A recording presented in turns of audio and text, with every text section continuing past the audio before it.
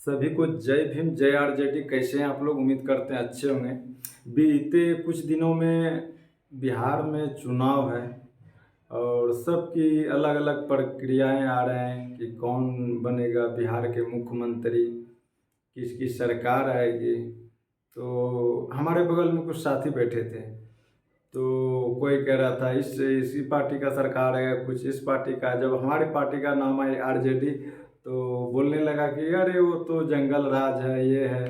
तो जिन भाई को लगता है कि लालू प्रसाद यादव जी का वो जंगल राज था या उन्होंने जंगल राज स्थापित किया था, तो एक बात याद रखना कि वही जंगल राज ने तुम्हारे पूर्वजों को बैठने का अधिकार दिलाया था, यानी पानी पीने का अधिकार दिलाया था। खास करके बिहार में अगर किसी से आंखें में आंखें डाल के बात करना सिखाया है तो वो लालू प्रसाद यादव जी है।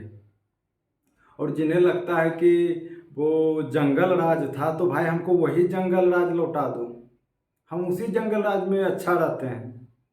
अरे उन्होंने तो चरवाहा विद्यालय खोले थे कि अब कोई भी गरीब का बच्चा मूर्ख नहीं रहेगा, और चरवाहा विद्यालय बना के उनमें ज़बरदस्ती बच्चों को ले जाता था, बैठाता था पढ़ाने के लिए।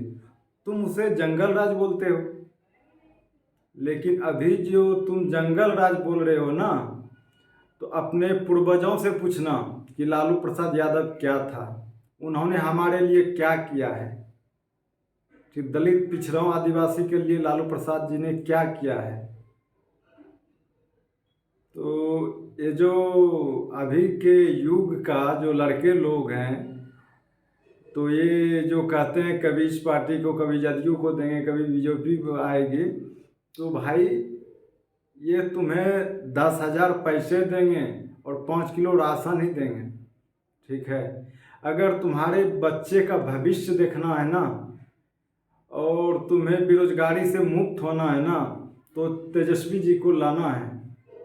इस बार 2025 में तेजस्वी जी को मुख्यमंत्री बनाइए और रोजगार का भरमार पाइए, ठीक है। उन्होंने 7 या 8 महीना या बीते दिन जो उप मुख्यमंत्री बने थे, आपको पता होगा कितना रोजगार उन्होंने दिया था, ठीक है।